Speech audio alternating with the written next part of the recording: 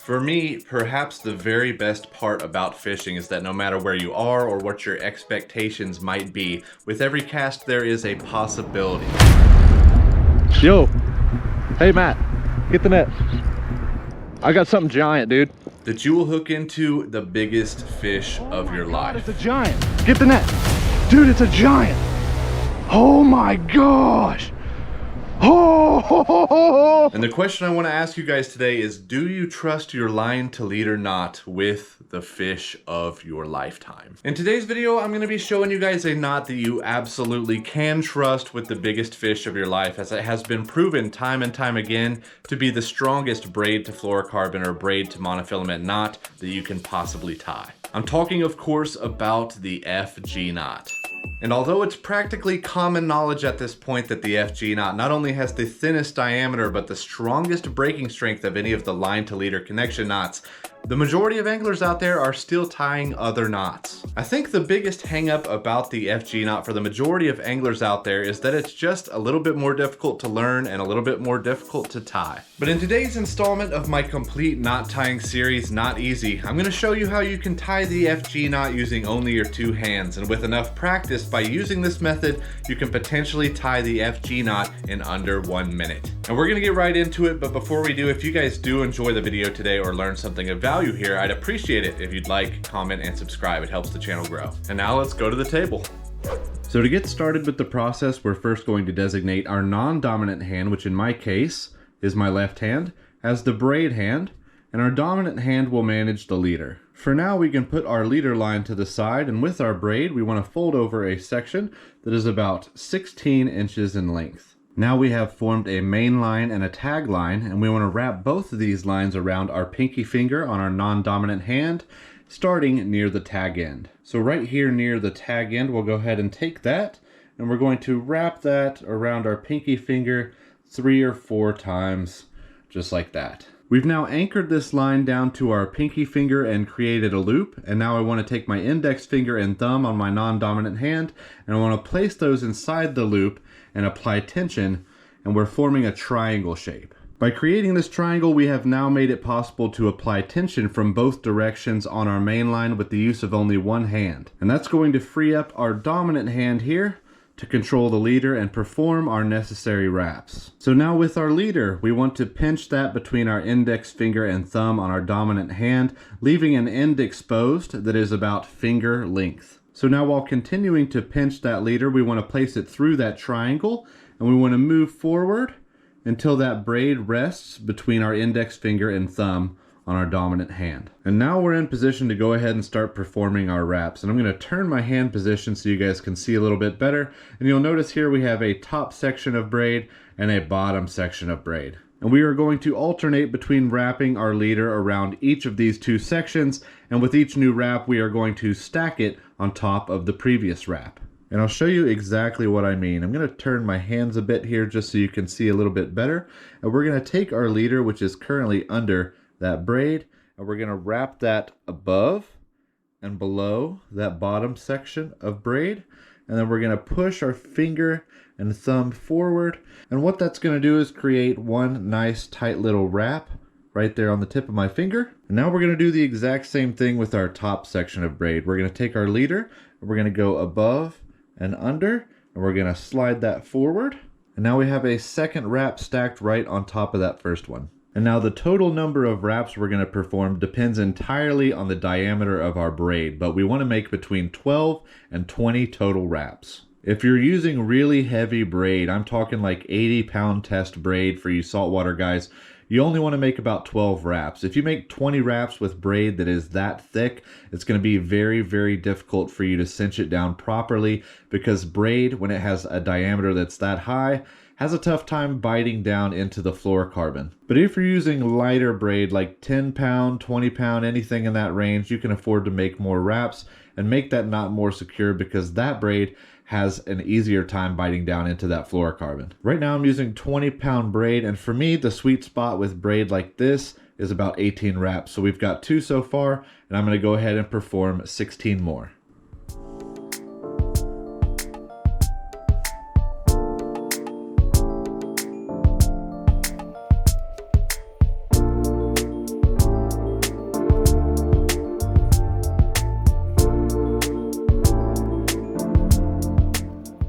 So right now, guys, we are at the 10 wrap mark, and you can see these alternating wraps are stacked neatly on top of each other.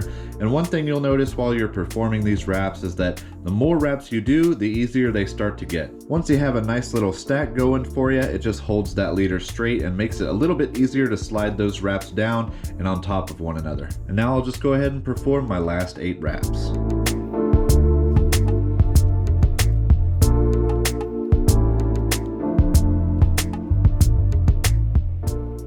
All right, now we've finished our 18 wraps, and I just checked to make sure everything looks nice and uniform. And at this point, I can go ahead and pinch those wraps, and now we can just release that line from our pinky nice and easy. After releasing our pinky finger, what we want to do is take our tag end here and perform a simple half hitch around both our main line and our leader line, and that's just going to secure those wraps in place. So we'll just take our tag end up and over the main line and leader, and then we will pull that through, forming our half hitch. And now we'll just take that half hitch and slide that down right on top of our wraps, making that nice and tight. And now it is no longer important for me to pinch those wraps in place because our single half hitch has effectively locked those in place. And now we are going to apply 3 additional half hitches in the same manner for added security.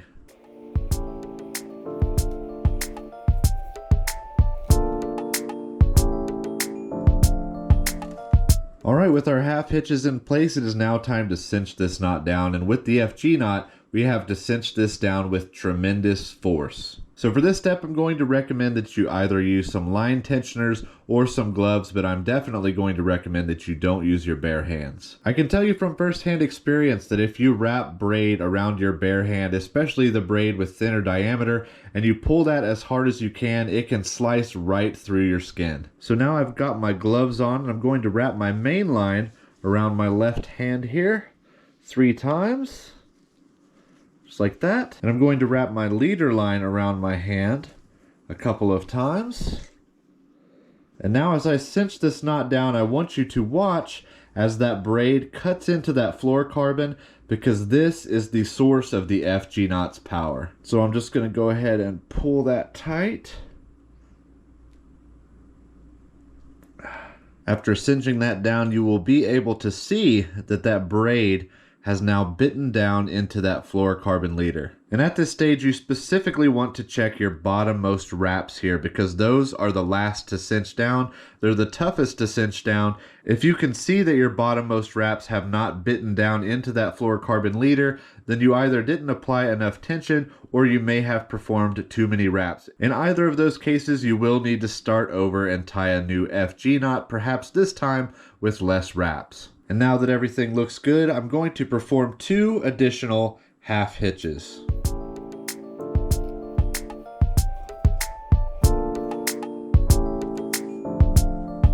And after those 2 half hitches for a total of 6 now, we're going to go ahead and trim off our leader line as close to those wraps as we can get it.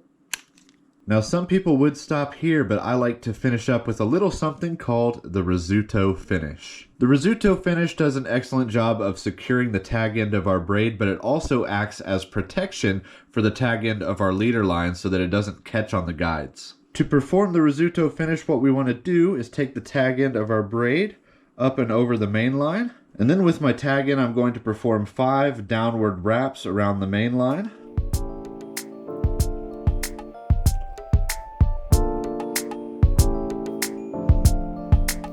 After finishing those 5 wraps, I'm going to position my tag end here next to the knot. And now I'm going to take the opposite side of my loop and I'm going to wrap that back around the tag end and main line in the opposite direction the same number of times, so 5 times. And what that's going to do is reverse these wraps.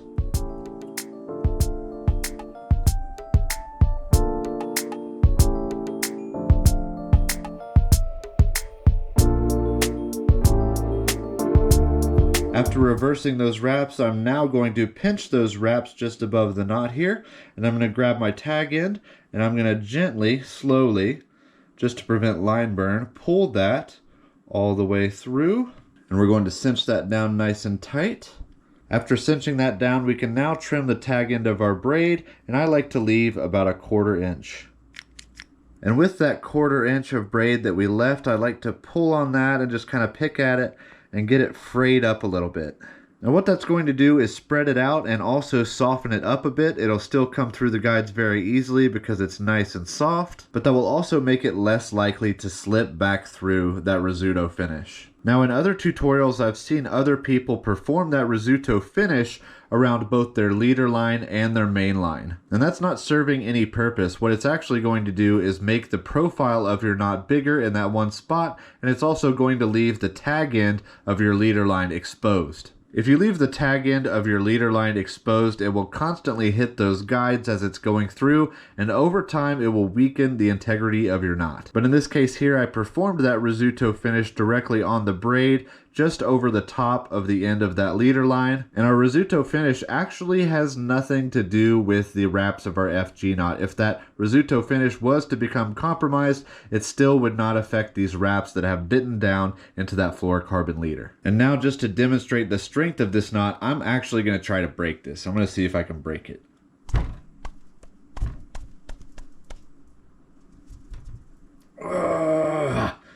Alright guys, that was literally me trying as hard as I could to yank and snap that knot, and yeah, it's not doing anything. In fact, it's been shown in tests that this knot here is actually going to be stronger than my fluorocarbon leader and stronger than my braid, so it is actually not a weak point in my system, it is actually the strong point now. So there you have it guys, the all-powerful FG knot. And now, just to make this whole process even easier to follow, let's go ahead and watch that again in slow motion.